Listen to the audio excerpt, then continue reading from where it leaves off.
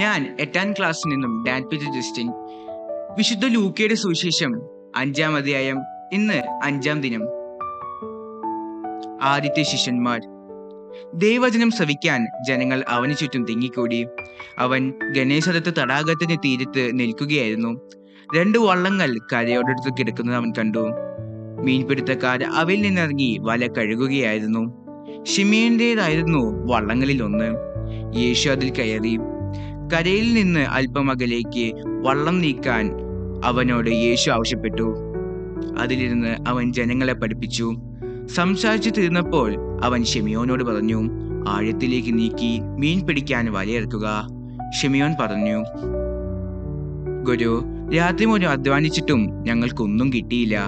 എങ്കിലും നീ പറഞ്ഞതനുസരിച്ച് ഞാൻ വലയിറക്കാം. വലയിറക്കിയപ്പോൾ വളരെയേറെ മത്സ്യങ്ങൾ അവർക്ക് കിട്ടി. അവരുടെ വല കീറി തുടങ്ങി. അവർ മറ്റേ വള്ളത്തിൽ ഉണ്ടായിരുന്ന കൂട്ടുകാരെ ആംഗ്യം കാണിച്ച് സഹായത്തിന് വിളിച്ചു. അവർ വന്ന് 2 വള്ളങ്ങളും മുങ്ങാറാകുവോളം നിറച്ചു. ശിമിയോൻ പത്രോസ് ഇത് കണ്ടപ്പോൾ യേശുവിന്റെ കാൽക്കൽ വീണ്, കർത്താവേ, എന്നിൽ നിന്ന് അകന്നു പോകണമേ, ഞാൻ പാപിയാണെന്ന് പറഞ്ഞു.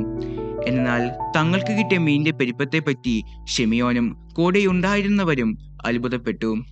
അതുപോലെ തന്നെ അവന്റെ പങ്കുകാരായ സെബദി പുത്രന്മാർ യാക്കോബും യോഹന്നാനും വിസ്മയിച്ചു. യേശു ശിമിയോനോട് പറഞ്ഞു, ഭയപ്പെടേണ്ട, നീ ഇപ്പോൾ മുതൽ മനുഷ്യരെ പിടിക്കുന്നവനാകും. വള്ളങ്ങൾ കരയ്ക്കടുപ്പിച്ച ശേഷം എല്ലാം ഉപേക്ഷിച്ച് അവരവനെ അനുഗമിച്ചു. കുഷ്ഠരോഗിയെ സുഖപ്പെടുത്തുന്നു. പിന്നീട് ഒരിക്കൽ യേശു ഒരു പട്ടണത്തിലായിരിക്കുമ്പോൾ ഒരു കുഷ്ഠരോഗി വന്ന് അവനെ കണ്ട് സാഷ്ടാംഗം വീണ് പ്രാർത്ഥിച്ചു, കർത്താവേ, അങ്ങയ്ക്ക് മനസ്സുണ്ടെങ്കിൽ എന്നെ ശുദ്ധനാക്കാൻ കഴിയും. യേശു കൈനീട്ടി അവനെ തൊട്ടുകൊണ്ട് പറഞ്ഞു, എനിക്ക് മനസ്സുണ്ട്, നിനക്ക് ശുദ്ധി ഉണ്ടാകട്ടെ. തക്ഷണം കുഷ്ഠം അവനെ വിട്ടുമാറി. യേശു അവനോട് പറഞ്ഞു, ഇക്കാര്യം നീ ആരോടും പറയരുത്. പോയി നിന്നെ തന്നെ പുരോഹിതനെ കാണിച്ചു കൊടുക്കുകയും മോശ കൽപ്പിച്ചതനുസരിച്ചുള്ള ജനങ്ങൾക്ക് സാക്ഷ്യത്തിനായി ശുദ്ധീകരണ കാഴ്ചകൾ സമർപ്പിക്കുകയും ചെയ്യുക. എന്നാൽ യേശുവിന്റെ കീർത്തി പൂർവാധികം വ്യാപിച്ചതേയുള്ളൂ. അവന്റെ വാക്ക് കേൾക്കുന്നതിനും രോഗശാന്തി നേടുന്നതിനും വേണ്ടി വളരെ ആളുകൾ തിങ്ങിക്കൂടി. അവനാകട്ടെ വിജന പ്രദേശങ്ങളിലേക്ക് പിൻവാങ്ങി അവിടെ പ്രാർത്ഥിച്ചു കൊണ്ടിരുന്നു. തളർവാദ രോഗിയെ സുഖപ്പെടുത്തുന്നു. ഒരു ദിവസം യേശു പഠിപ്പിച്ചുകൊണ്ടിരിക്കുമ്പോൾ ഗലീലയിലെ എല്ലാ ഗ്രാമങ്ങളിൽ നിന്നും യൂദയായിൽ നിന്നും ജെറുസലേമിൽ നിന്നും ഫരിസേയരും നിയമാധ്യാപകരും അവിടെ വന്നുകൂടി. രോഗികളെ സുഖപ്പെടുത്താൻ കർത്താവിന്റെ ശക്തി അവനിൽ ഉണ്ടായിരുന്നു. അപ്പോൾ ചിലർ ഒരു തളർവാദ രോഗിയെ കിടക്കയിൽ എടുത്തു കൊണ്ടുവന്നു. അവരവനെ അകത്ത് യേശുവിന് മുമ്പിൽ കൊണ്ടുവരാൻ പരിശ്രമിച്ചു. ജനക്കൂട്ട നിമിത്തം അത് സാധിക്കാത്തത് കൊണ്ട് അവർ പുരമുകളിൽ കയറി ഓടിളക്കി കിടക്കയോടെ അവനെ യേശുവിന് മുമ്പിലേക്ക് ഇറക്കി. അവരുടെ വിശ്വാസം കണ്ട് അവൻ പറഞ്ഞു, മനുഷ്യ, നിന്റെ പാപങ്ങൾ ക്ഷമിക്കപ്പെട്ടിരിക്കുന്നു.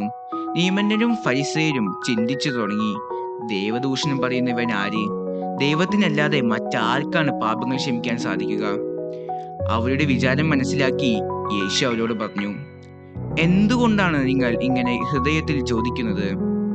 ഏതാണ് എളുപ്പം, നിന്റെ പാപങ്ങൾ ക്ഷമിക്കപ്പെട്ടിരിക്കുന്നു എന്ന് പറയുന്നതോ എഴുന്നേറ്റ് നടക്കുക എന്ന് പറയുന്നതോ? ഭൂമിയിൽ പാപങ്ങൾ ക്ഷമിക്കാൻ മനുഷ്യപുത്രന് അധികാരമുണ്ട് എന്ന് നിങ്ങൾ അറിയേണ്ടതിന് യേശു തളർവാദ രോഗിയോട് പറഞ്ഞു, ഞാൻ നിന്നോട് പറയുന്നു, എഴുന്നേറ്റ് കിടക്കയും എടുത്ത് വീട്ടിലേക്ക് പോവുക. ഉടനെ എല്ലാവരും കാണുകയെ അവൻ എഴുന്നേറ്റ് കിടക്കയും എടുത്ത് ദൈവത്തെ സ്തുതിച്ചുകൊണ്ട് വീട്ടിലേക്ക് പോയി. എല്ലാവരും വിസ്മയഭരിതരായി ദൈവത്തെ മഹത്വപ്പെടുത്തി. അവർ സംഭ്രമത്തോടെ പറഞ്ഞു, അസാധാരണ സംഭവങ്ങൾ ഇന്ന് നാം കണ്ടിരിക്കുന്നു. ലേവിയെ വിളിക്കുന്നു.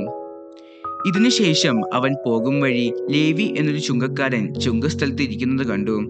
എന്നെ അനുഗമിക്കുക എന്ന് യേശു അവനോട് പറഞ്ഞു. അവൻ എല്ലാം ഉപേക്ഷിച്ച് എഴുന്നേറ്റ് അവനെ അനുഗമിച്ചു. ലേവി തന്റെ വീട്ടിൽ അവന് വേണ്ടി ഒരു വലിയ വിരുന്ന് നടത്തി. ചുങ്കക്കാരുടെയും മറ്റുള്ളവരുടെയും ഒരു വലിയ ഗണം അവരോടൊപ്പം ഭക്ഷണത്തിനിരുന്നു. ഫരിസേയരും നിയമജ്ഞരും പിറുപിറുപ്പോടെ അവന്റെ ശിഷ്യരോട് പറഞ്ഞു, നിങ്ങൾ ചുങ്കക്കാരോടും പാപികളോടും ഒത്ത് തിന്നുകയും കുടിക്കുകയും ചെയ്യുന്നതെന്ത്? യേശു അവരോട് പറഞ്ഞു, ആരോഗ്യമുള്ളവർക്കല്ല, രോഗികൾക്കാണ് വൈദ്യന് ആവശ്യം. ഞാൻ വന്നിരിക്കുന്നത് നീതിമാന്മാരെ വിളിക്കാനല്ല, പാപികളെ പശ്ചാത്താപത്തിലേക്ക് ക്ഷണിക്കാനാണ്. ഉപവാസത്തെ സംബന്ധിച്ച് തർക്കം. അവൻ അവനോട് പറഞ്ഞു, യോഹന്നാന്റെ ശിഷ്യർ പലപ്പോഴും ഉപവസിക്കുകയും പ്രാർത്ഥിക്കുകയും ചെയ്യുന്നു. ഫരിസേയരുടെ ശിഷ്യരും അങ്ങനെ തന്നെ. എന്നാൽ നിന്റെ ശിഷ്യർ തിന്നുകുടിച്ച് നടക്കുന്നു. യേശു അവരോട് മറുപടി പറഞ്ഞു, മണവാളൻ കൂടെയുള്ളപ്പോൾ മണവാളത്തോഴരെ കൊണ്ട് ഉപവസിപ്പിക്കാൻ നിങ്ങൾക്ക് കഴിയുമോ? എന്നാൽ മണവാളൻ അവരിൽ നിന്ന് അകറ്റപ്പെടുന്ന ദിവസങ്ങൾ വരും, അപ്പോൾ അവർ ഉപവസിക്കും. അവൻ അവരോട് ഒരു ഉപമയും പറഞ്ഞു. ആരും പുതിയ വസ്ത്രത്തിൽ നിന്ന് കഷ്ണം കീറിയെടുത്ത് പഴയ വസ്ത്രത്തോട് ചേർക്കാറില്ല. അങ്ങനെ ചെയ്താൽ പുതിയ വസ്ത്രം കീറുന്നു എന്ന് മാത്രമല്ല, പുതിയ കഷ്ണം പഴയതിനോട് ചേരാതെ വരികയും ചെയ്യും. ആരും പുതിയ വീഞ്ഞ് പഴയ തോൽക്കുടങ്ങളിൽ ഒഴിച്ചു വയ്ക്കാറില്ല. അങ്ങനെ ചെയ്താൽ പുതിയ വീഞ്ഞ് പഴയ തോൽക്കുടങ്ങളിൽ ഭേദിച്ച് ഒഴുകിപ്പോകുകയും തോൽക്കുടങ്ങൾ നശിക്കുകയും ചെയ്യും. പുതിയ വീഞ്ഞ് പുതിയ തോൽക്കുടങ്ങളിലാണ് ഒഴിച്ചു വെക്കേണ്ടത്. പഴയ വീൻ കുടിച്ച ഒരുവനും പുതിയത് ഇഷ്ടപ്പെടുകയില്ല. പഴയതാണ് മെച്ചം എന്നല്ലേ പറയുന്നത്.